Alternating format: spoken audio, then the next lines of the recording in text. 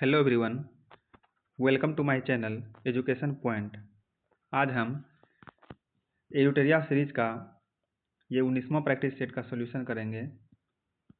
इससे पहले हम कुल 18 प्रैक्टिस सेट का सॉल्यूशन कर चुके हैं, जिसका वीडियो हमारे यूट्यूब चैनल पर अवेलेबल है एवं उसका पीडीएफ जो है टेलीग्राम चैनल पे दिया हुआ है। तो चलिए स्टार्ट करते हैं। इस सेट का हमारा पहला प्रश्न है, एक मिनट। किसी क्षेत्र को मरुस्थल माना जाएगा यदि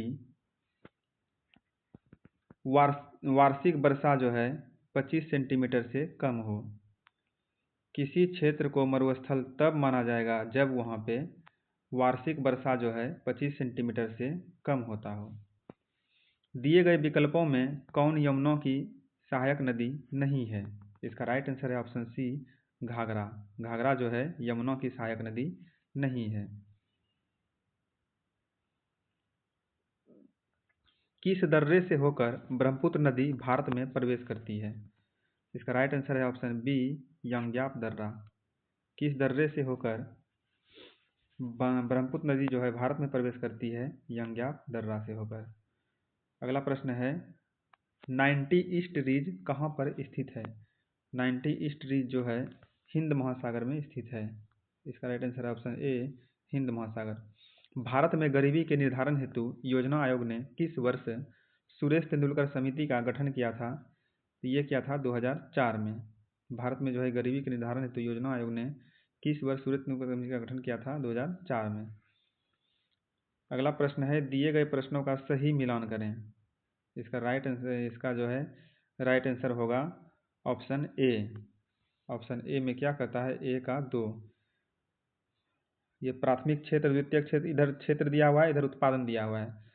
तब प्राथमिक क्षेत्र में जो है मधुमक्खी पालन होता था, सही है, होता है।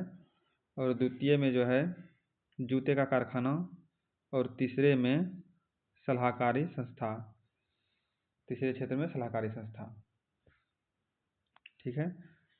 अगला प्रश्न है, पश्चिम बंगाल का रानीगंज प्रसिद्ध है किसके लिए? तो ये प्रसिद्ध है कोयला क्षेत्र के लिए। पश्चिम बंगाल में जो है रानीगंज कोयला क्षेत्र के लिए प्रसिद्ध है। कार्बन टैक्स लगाने वाला विश्व का पहला देश कौन सा है? इसका राइट आंसर है option B, Finland. Carbon tax लगाने वाला विश्व का पहला देश कौन सा है? फिनलैंड। 9 नंबर प्रश्न है, संविधान सभा के प्रारूप समिति के अध्यक्ष कौन थे? संविधान सभा के प्रारूप समिति के अध्यक्ष कौन थे? तो ये थे doctor Bhimrao Ambedkar. Option D इसका राइट आंसर है, डॉक्टर भीमराव अंबेडकर संविधान सभा के प्रारूप समिति के अध्यक्ष थे। अगला प्रश्न है, भारतीय संविधान में न्यायिक पुनरावलोकन की व्यवस्था किस देश के संविधान से लिया गया है? इसका राइट आंसर है ऑप्शन ए, अमेरिका के संविधान से जो है न्यायिक पुनरावलोकन की व्यवस्था ली गई है। अगला प्रश्न है, वित्त विधेयकों के बारे में विशेष उपबंध संविधान के किस अनुच्छेद में वर्णित है? इसका राइट आंसर है ऑप्शन बी, अनुच्छेद 117। वित्त विधेयक के बारे में विशेष उपबंध संविधान के किस अनुच्छेद में वर्णित है? अनुच्छेद 117। संघ और राज्यों के अधीन सेवाएं संविधान के किस भाग में उल्लेखित किया गया है? इसका राइट आंसर है ऑप्शन सी, भाग 14 में। संघ और राज्यों के अधीन सेवाएं संविधान के किस भाग में उल्लेखित किया गया है? भाग 14 में। अगला प्रश्न वही सूची 1 को सूची 2 से सम्मिलित करना है। इसका राइट आंसर है ऑप्शन डी। ऑप्शन डी में क्या कहता है? ए का 4, बंदी प्रत्यक्षीकरण जो है सशरीर प्रस्तुत होना होता है। और बी का है 3, अब परमादेश में जो है हम आदेश देते हैं। सी का 2, और प्रतिषेध में जो है अधीनस्थ न्यायालय को लेख को प्रतिषेध कहते हैं। और अगला है अधिकार पृष्ठा होता है किस अधिकार से। ठीक है। अगला प्रश्न है, संसदीय शासन में वास्तविक कार्यपालिका शक्ति निम्न में से किसके पास होती है? और इसका राइट आंसर है ऑप्शन बी, प्रधानमंत्री के पास। प्रधानमंत्री के पास जो है संसदीय शासन में वास्तविक कार्यपालिका शक्ति निहित होती है। निम्नलिखित में से कौन एक संघीय बजट की तैयारी और उसे संसद में पेश करने के लिए उत्तरदायी है? निम्नलिखित में कौन एक संघीय बजट की तैयारी और उसे संसद में पेश करने के लिए उत्तरदायी है? इसका राइट आंसर है ऑप्शन ए आर्थिक कार्य विभाग। आर्थिक कार्य विभाग। उच्चतम न्यायालय में संविधान के निर्वाचन से संबंधित मामले की सुनवाई करने के लिए न्यायाधीशों की संख्या कम से कम कितनी होनी चाहिए? इसका राइट आंसर है ऑप्शन ए कम से कम 5 होनी चाहिए। उच्चतम न्यायालय सर्वोच्च न्यायालय को ही कहते हैं, उसमें संविधान के निर्वाचन से संबंधित मामले की सुनवाई करने के लिए न्यायाधीशों की संख्या कम से कम कितनी होनी चाहिए? 5 तो होना ही चाहिए। औरंगजेब के संबंध में कौन सा कथन असत्य है? इसका राइट आंसर है ऑप्शन बी इसने गुरु अर्जुन देव को फांसी दिलवाया था। ये कथन असत्य है। बाकी सब सही है। औरंगजेब जो है सभी धर्म को मानता था, ये भी सही है। इसने जजिया कर को पुनः लागू किया था, सही है। सभी सत्य है, ये भी सही है। ये क्वेश्चन कुछ डाउट लग रहा है, इसको गोला मारते हैं। अगला प्रश्न है, विजयनगर आने वाला प्रमुख विदेशी यात्री डोमिस पायस किसके शासनकाल में भारत आया था? इसका राइट आंसर है ऑप्शन डी कृष्णदेव राय के शासनकाल में। कृष्णदेव राय के शासनकाल में जो है विजयनगर आने वाला प्रमुख विदेशी यात्री डोमिस पायस भारत आया था। अगला प्रश्न है, वैदिक सभ्यता में आर्यों की प्रशासनिक इकाई को कितने भागों में बांटा गया था? इसका राइट आंसर है ऑप्शन बी 5 भागों में। वैदिक सभ्यता में आर्यों की प्रशासनिक इकाई को 5 भागों में बांटा गया था। सिंधु घाटी सभ्यता का सबसे बड़ा स्थल कौन सा है? इसका राइट आंसर है ऑप्शन बी मोहनजोदड़ो। सिंधु घाटी सभ्यता का सबसे बड़ा स्थल मोहनजोदड़ो है। ऋग वैदिक कालीन नदियों में सदानिरा किसे कहते थे? तो सदानिरा कहते थे गंडक को। गंडक इसका राइट आंसर है। अगला प्रश्न है, महात्मा बुद्ध ने सर्वाधिक उपदेश कहाँ दिए थे? महात्मा बुद्ध ने सर्वाधिक उपदेश कहाँ दिए थे? तो ये दिए थे श्रावस्ती में। महात्मा गांधी ने सर्वाधिक उपदेश कहाँ दिए थे? श्रावस्ती में महात्मा बुद्ध ने। किस स्थान पर साइमन विरोधी जुलूस का नेतृत्व करते हुए लाला लाजपत राय पुलिस द्वारा लाठीचार्ज में घायल हुए थे? इसका राइट आंसर है ऑप्शन ए लाहौर। लाहौर में जो है साइमन कमीशन का जुलूस का नेतृत्व करते हुए लाला लाजपत राय जो है पुलिस द्वारा लाठीचार्ज में घायल हुए थे। निम्नलिखित में से किसने गांधी इरविन समझौते में महात्मा गांधी के लाभ को सांत्वना पुरस्कार कहा था? प्रश्न एक बार फिर से, निम्नलिखित में से किसने गांधी इरविन समझौते में महात्मा गांधी के लाभ को सांत्वना पुरस्कार कहा था? इसका राइट आंसर है option A Alan Campbell Johnson ने कहा था। किसने कहा था? एलन कैंपबेल जॉनसन ने।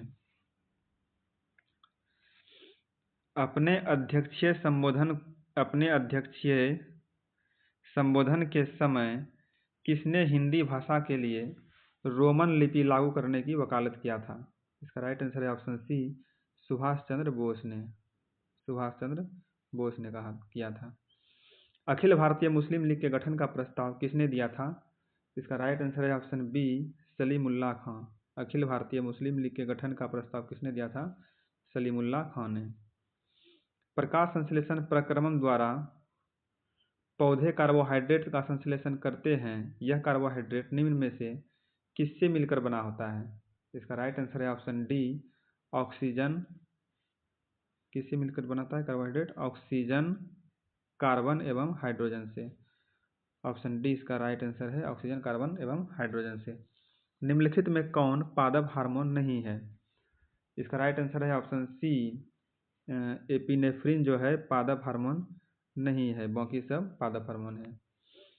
फिर 29 नंबर है सूची 1 से सूची 2 को सम्मिलित करने वाले के लिए, और 29 का आंसर क्या है? इसका आंसर है सी, ए का 4, बी का 1, सी का 3, डी का 2। हैजा जो है बैक्टीरिया से होता है, सही है। डेंगू जो है वायरस से होता है, ठीक। और फिल पॉ जो है जिसको फैलेरिया कहते हैं, यह कृमि से होता है।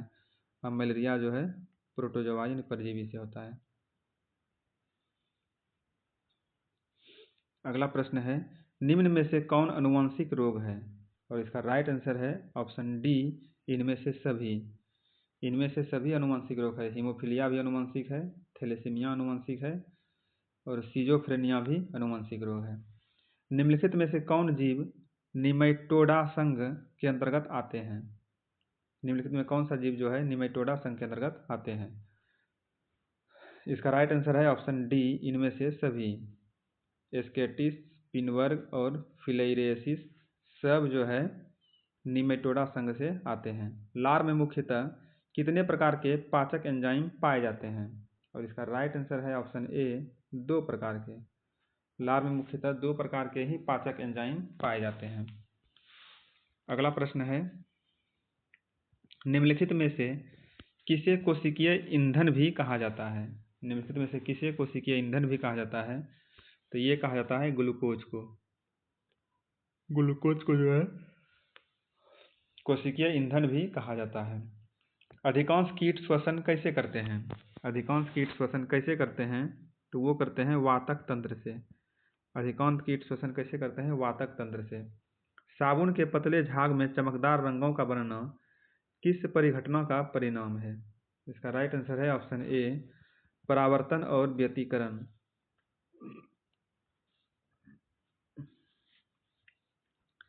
साबुन के पतले झाग में चमकदार रंगों का बनना जो है किस परिघटना का परिणाम है? परावर्तन और व्यतिकरण। अगला प्रश्न है, तंतु प्रकाशिकी संचार से संकेत किस रूप में प्रवाहित होता है?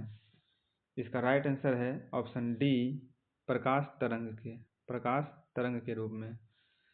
यदि एक लोलक को भूमध्य रेखा से ध्रुवों की ओर ले जाया जाए तो उसका आवर्तकाल ध्रुव पर क्या होगा? इसका राइट आंसर है ऑप्शन बी, न्यूनतम होगा। क्या है क्वेश्चन? यदि एक लोलक को भूमध्य रेखा से ध्रुवों की ओर ले जाया जाए तो उसका आवर्तकाल ध्रुव पर क्या होगा? न्यूनतम होगा। साबुन के बुलबुले के अंदर का दाब वायुमंडलीय दाब से क्या होता है? इसका राइट आंसर है ऑप्शन ए, अधिक होता है। साबुन के बुलबुले के अंदर का दाब जो है वायुमंडलीय दाब से अधिक होता है। अगला प्रश्न है, जब एक वस्तु एक समान वृत्तीय वेग से त्वरित होती है तो निम्नलिखित में से कौन सा परिवर्तित होता है? इसका राइट आंसर है ऑप्शन डी, दिशा परिवर्तित होता है। क्या है प्रश्न? जब एक वस्तु एक समान वृत्तीय वेग से त्वरित होती है तो निम्नलिखित में से कौन सा परिवर्तित होता है? दिशा परिवर्तित होता है। किस अक्रिय गैस को छोड़कर सभी उत्कृष्ट गैसों के परमाणु की अंतिम कक्षा में 8 इलेक्ट्रॉन विद्यमान होते हैं? इसका राइट आंसर है ऑप्शन ए, हीलियम को छोड़कर। हीलियम को छोड़कर जो है सभी उत्कृष्ट गैसों के परमाणु की अंतिम कक्षा में 8 इलेक्ट्रॉन विद्यमान है। अगला प्रश्न है, अम्ल जो है धातु कार्बोनेट के साथ अभिक्रिया करके निम्नलिखित में से कौन सा गैस निर्माण करता है? इसका राइट आंसर है ऑप्शन सी, कार्बन डाइऑक्साइड। अम्ल जो है धातु कार्बोनेट के साथ अभिक्रिया करके निम्नलिखित में से कौन सा गैस निर्माण करता है? तो कार्बन डाइऑक्साइड निर्माण करता है। निम्नलिखित में से किसे चाकू से काटा जा सकता है? इसका राइट आंसर है ऑप्शन डी, सोडियम और पोटेशियम दोनों को हम चाकू से काट सकते हैं। अगला प्रश्न है, निम्न में से हाइड्रोजन का रेडियो सक्रिय समस्थानिक तत्व है?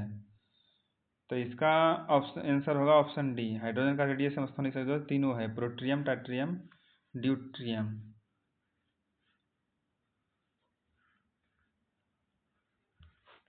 नहीं, ये डी नहीं होगा। इसका राइट आंसर होगा ऑप्शन सी, हाइड्रोजन का रेडियो समस्थानिक तत्व जो है ट्राइटियम है।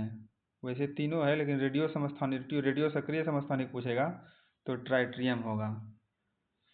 एसिटिलीन का रासायनिक सूत्र क्या है? एसिटिलीन का रासायनिक सूत्र जो है होता है C2H2। एसिटिलीन का रासायनिक सूत्र होता है C2H2। ब्लैक गांधी जो है निम्न में से किसका उपनाम है? ब्लैक गांधी बोलते हैं मार्टिन लूथर किंग को। मार्टिन लूथर किंग को हम ब्लैक गांधी के उपनाम से भी जानते हैं। अगला प्रश्न है, ऑस्कर के लिए नामित प्रथम भारतीय फिल्म है? ऑस्कर के लिए नामित जो है प्रथम भारतीय फिल्म कौन सा है? तो ये है मदर इंडिया। मदर इंडिया जो है ऑस्कर के लिए नामित प्रथम भारतीय फिल्म था। विश्व शिक्षक दिवस किस तिथि को मनाया जाता है? तो ये मनाया जाता है 5 अक्टूबर को। राष्ट्रीय शिक्षक दिवस बोलेंगे तो 5 सितंबर, और विश्व शिक्षक दिवस 5 अक्टूबर को, और 8 सितंबर को राष्ट्रीय साक्षरता दिवस। मंडप और रथ किस शैली के मंदिरों की विशेषताएं हैं? मंडप और रथ जो है मामल्ल शैली का मंदिर की विशेषता है। कौन सा शैली? मामल्ल शैली। अगला प्रश्न है,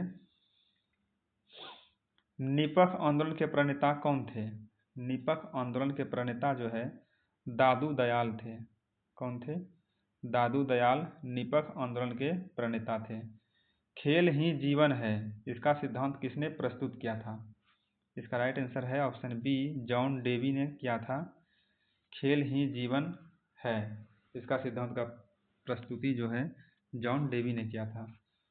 इस तरह से हमारा ये सेट 19 समाप्त होता है। मिलते हैं अगले सेट में। धन्यवाद।